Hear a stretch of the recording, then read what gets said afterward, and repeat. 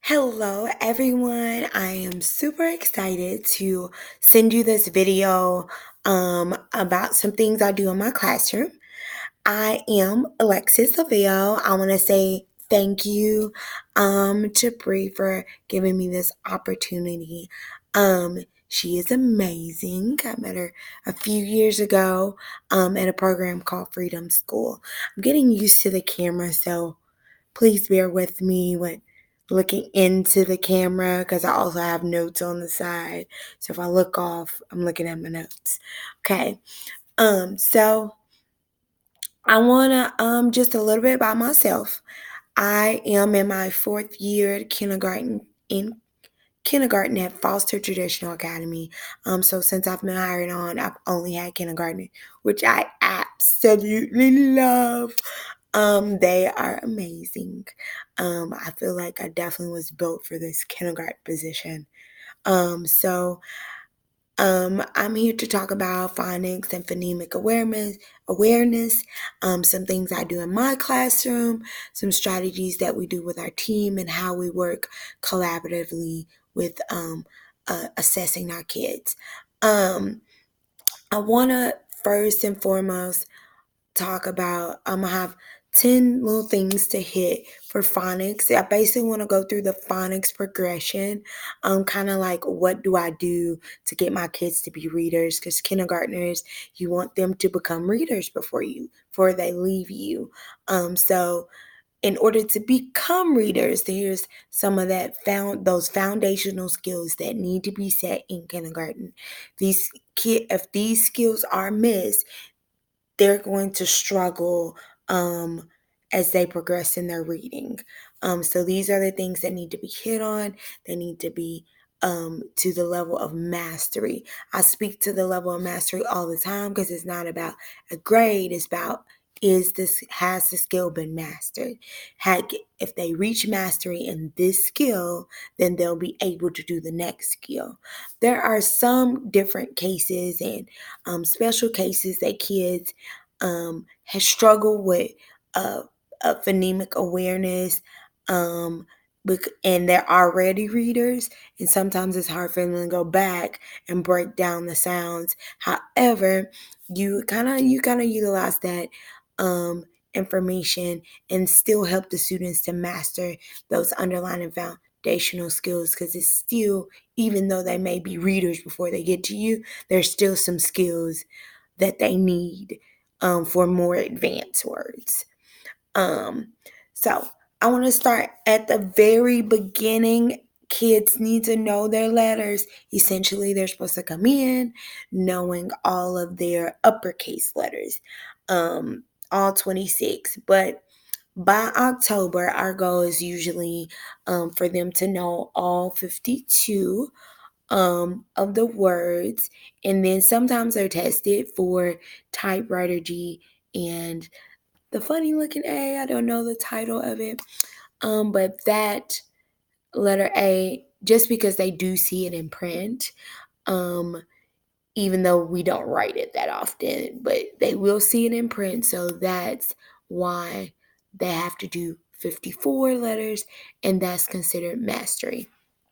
So I have a little bit alphabet chart, and I have the alphabet posted in my classroom, but this is the chart I use in guided reading. And then I have charts laminated that I use for choral learning at the very beginning of kindergarten. We've now gone away from our choral letter um, sound, our letter songs and stuff, because we're moving into word families. But at the very beginning of the year, they say A, apple, B, ball, and we go all the way through to letter Z. Okay, so it's important they say the letter, the sound, the picture. Kids often get into just the picture. Make sure you always decipher that they need to say the letter, the sound, and the picture. All of that association will help them learn the letters. Um, I also have a different chart where one side is all caps, the other side is all lowercase, because some kids are good when they're all uppercase letters, but then when they get the lowercase, they're like, What's that? So some kids have came to me this year that definitely need help with lowercase letters. So alphabet chart, I use song, I use movement. We say A, apple. I know it looks kind of crazy on video, but it's fun. The kids get into it. They move, they jump. All that kinesthetic learning helps them retain that information. So we do the alphabet song every day, the alphabet charts every day for like religiously. Okay, well, I don't want to say religiously, but consistently, huh? Okay. Then we play games with it. I take flashcards into the hallway. I say, what's this letter? What's this sound? What's this letter? What's this sound? So it's constant reminder of those letters. They get into writing them. Some of them come in, like I said, they already know all of their letters.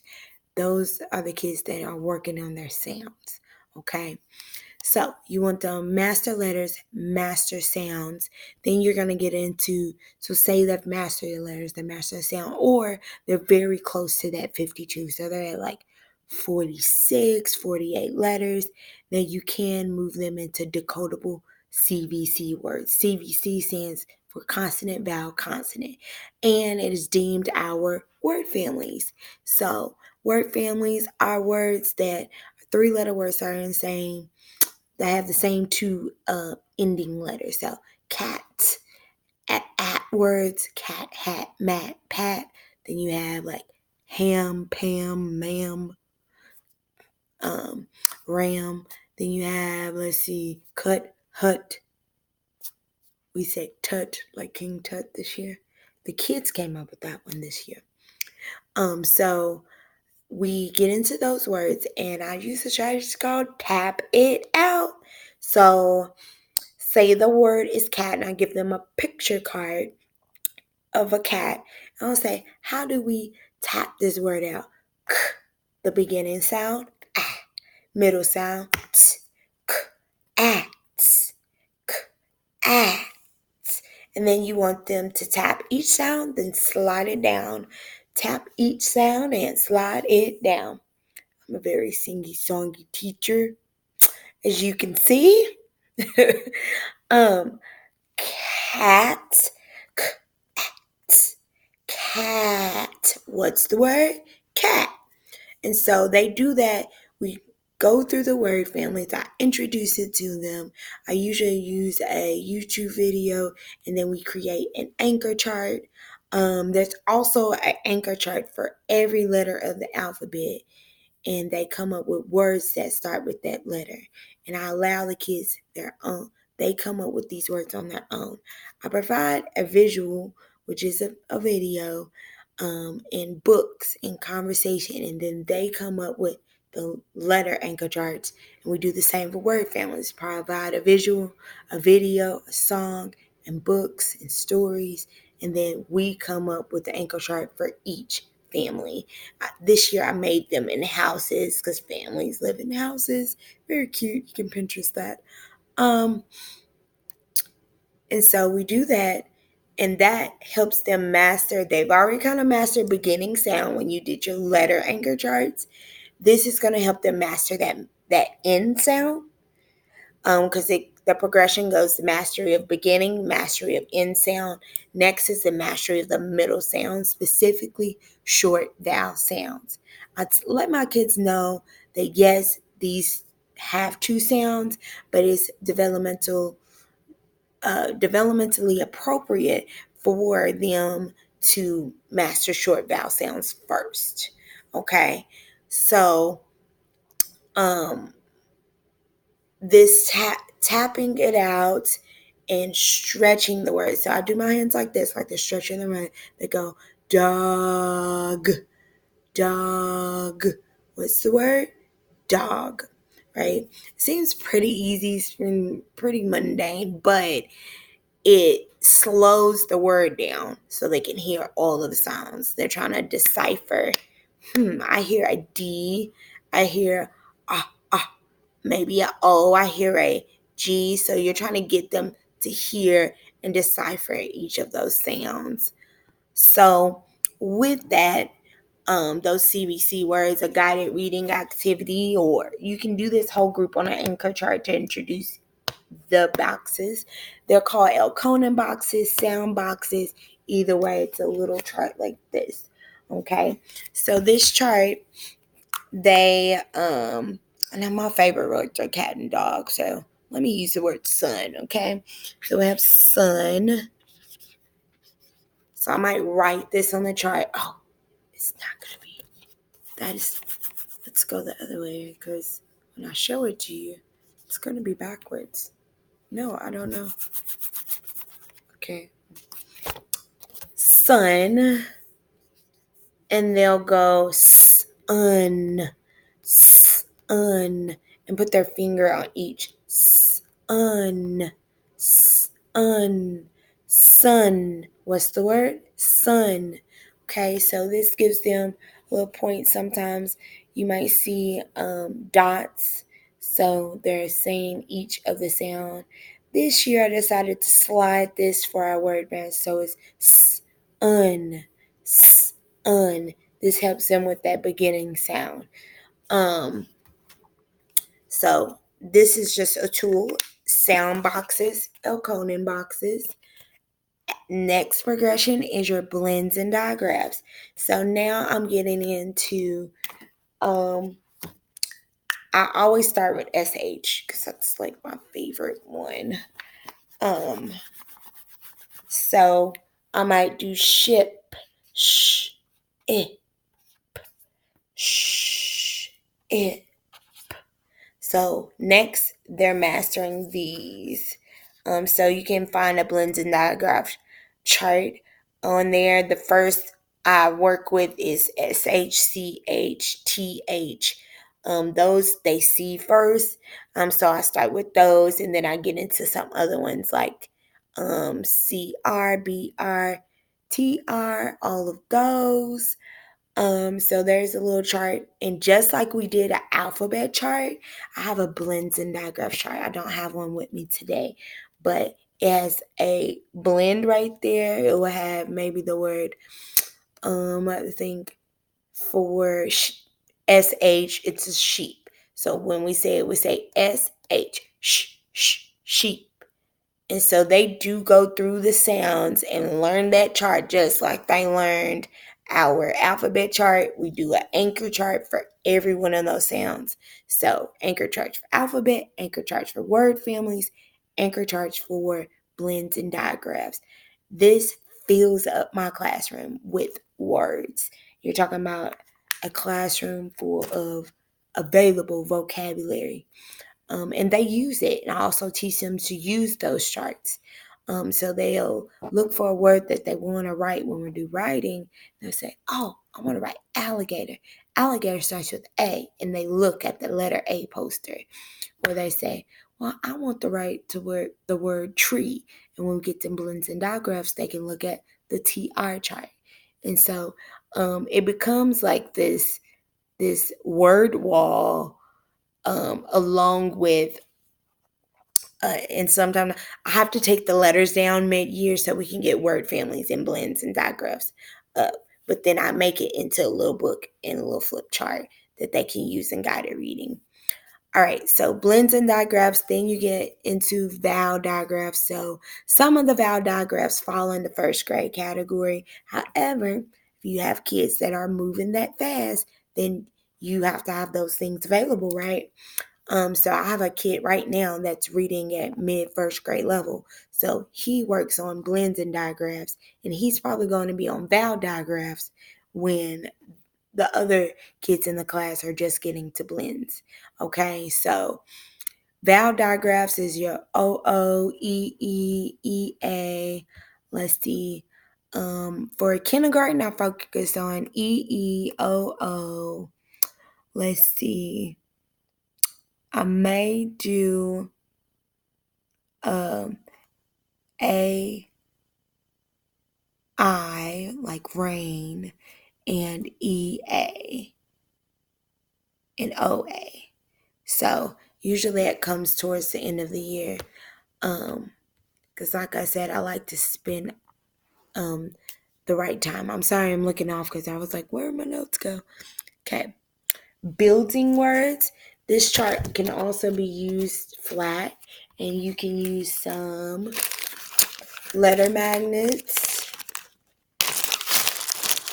So some little letters. That's an uppercase, so I'll probably use a Y for lowercase. Some letters, you can do this on Dollar Tree pans, or a laminated chart like this. So instead of writing ship, they would make the word ship using little letters. So that's a good guided reading rotation station. Okay. So that is just a little bit about 15 minutes, and I don't know how long it's supposed to be, but that's just a little bit about the phonics progression in my classroom, what we do to master phonemic awareness, to master those letter sounds so that kids can decode words in their reading. So again, that's letter mastery with the alphabet, letter sounds until they master all the letter sounds as well.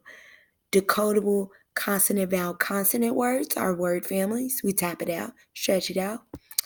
Beginning sounds, end sounds, middle sounds or short vowel sounds, blends and digraphs, vowel digraphs. And with that, you want to build words, write words, use sound boxes, and have those anchor charts available for your kids to always use. Okay. Lastly, I want to talk about our collaborative work. I love my kindergarten team. They are so awesome. Okay, so my kindergarten team has been, just a professional learning community. So they are an awesome PLC. So we do team planning. We sit down, we set up our essential standards, the most important standards the kids need to achieve in order to get to first grade. We set that up, we look at it, then we make a success criteria. Okay, so we say, what do they need to get to here, to get to here, to get to here? Which is our ultimate goal. So just kind of like I gave you a progression, that progression is going to help them achieve the skill of decoding that they need for reading. Also, the foundational phonemic awareness to move into first grade and keep being a good reader, to continue to be a good reader. Okay, so our professional learning needs, we team plan, we meet every week. No matter what, we meet every week. Short week, small week, we meet every week. We are currently in planning for, we just finished planning for response to intervention. Okay, so this is what do you do outside your regular classroom procedures, your regular skills that you teach, your regular whole group. What do you do outside of that to hit your kids that may be struggling, your tier 3, tier 2, tier 1 kids? Okay, so we have response to intervention, and we rotate. We have 4 classes. We rotate groups. We sat down and literally just did assessments on letter sounds and letter ID and beginning, middle, and end sounds. So our kids are now split up into groups. We all have assistants. So our assistants teach as well. So our assistants, 2 of our assistants has a group of 18 specifically that have mastered beginning, middle, and end sounds. So since they master it, these guys are working on creating them, writing them, and using them in a sentence because they know it, but can they write their own words? So it's giving them another level, it's giving them a little bit deeper learning with the letter sounds. Then we have a group that's just working on beginning sounds because they didn't do so well on assessment, just working on middle sounds, just working on ending sounds. I have all the kids working on ending sounds. They had beginning, And then the progression is beginning, end, and then middle. So they have mastered beginning. They've not. They're not doing so well middle, and they definitely didn't do that well in ending sound. So we have 2 weeks, 30 minutes every day for 2 weeks. This group comes to me. So I do a whole group activity, some reteaching goes on, and then some small groups as well. So I usually have them do an independent activity, and I might pull 1 or 2 groups that are still kind of struggling after those whole group reteaching sessions. So about our RTI is amazing, and we definitely done it the last 2 years, rotating the kids. Yes, kindergartners can rotate. Yes, kindergartners can rotate different classes. It's all about structure and teaching them how to handle it too. All right, so the assessment that we use to decide RTI is called our biweekly common assessment. This also is data tracking. Our biweekly common assessment is data tracking, and it tells us what we need to do for RTI. Again, RTI is response to intervention for your tiers. We document this on Google Drive. Everything's on Google Drive for us. So we share our lesson plans on there. We share RTI notes. We share RTI data on there. So we do a pre and post. What did they do before we did this session? What did they do after, as far as the 2 weeks? So that's on Google Drive. It's a spreadsheet. Each teacher puts in their kids' information, and we can see the whole grade level. That's shared with administration and our instructional coach. All of that is called the common assessment data. That document is going to be, they're actually in the process of doing this for this year. It's going to be a school-wide data wall, but essentially it's a Google Drive spreadsheet. Each teacher has a ELA, English Language Arts tab, a math tab, that they collect all their data of their common assessments in those tabs for the whole school to see, basically. So that's shared with administration, our principal, our assistant principal, our instructional coach. And then other colleagues will be on that data wall as well. So we don't have a physical names on a wall in a room. We have it all digital. The instructional coach, she's amazing. She takes 1 to 2 guided reading groups. So she teaches as well. So she's pulling groups during the week for each one of us. So that's another schedule. And she also sometimes pulled for running records. I had a special running record for my kid that I found out can read at a first grade level. I said, well, hey, I'm busy doing these other assessments. Could you possibly pull him? So she was able to pull him. She wasn't able to finish. So then the reading interventionist at our school pulled him. And so we can get what reading level and pull a running record. A running record shows you how well they read and what level they read. We use Phonics and Pinnell. In the past, we've used Reading A to Z and DRA Kids. This year, we've invested in Phonics and Pinnell.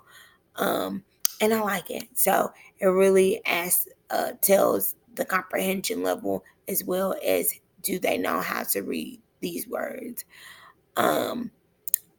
With those running records, we do running records every bi-week. I do running records bi-weekly for my guided reading groups. So, and then every 6 weeks we move groups entirely. So we actually just assessed yesterday and today to move guided reading groups again. And we do what's called collaborative guided reading groups. So I have my regular schedule in my class, and then we sat down as a team and said, well, these kids, my kids here and my kids here fit with your kids here. So We had some kids that were kind of on the same level, but I didn't have enough of them in my class for one whole group. But my colleague had three in her group, and I had two, so we decided to join them. So now we have collaborative guided reading groups. So I have three kids that go to another teacher at a certain time, and then another three kids that go to a different teacher at a certain time. But we all do guided reading in the morning. So this enables us to have this schedule. The kids know where to go. They know how to do it. Again, that's your structure. That's setting expectations and procedures um, set in place. So the kids know how to switch. The kids know the expectations. The kids know what they're doing and why they're going to that teacher. Um, so that was the last thing I had. I'm at 25 minutes. Um, so again, thank you guys for listening to me. Thank you for this opportunity. Thank you, Brie. I absolutely love you. Um, and I feel like I am, a phonics phonemic awareness like master now, because these things have resulted in kids reading and being good readers, and good readers that use a skill, a foundational skill that's going to pass along to other grade levels. So again, I thank you all for your time. I wish you well in all of your endeavors, and you have a absolutely wonderful evening. Thank you. Oh, if you want my information, my name is Alexis Lavelle. My email is alexis.lavelle3@jefferson.kyschools.us.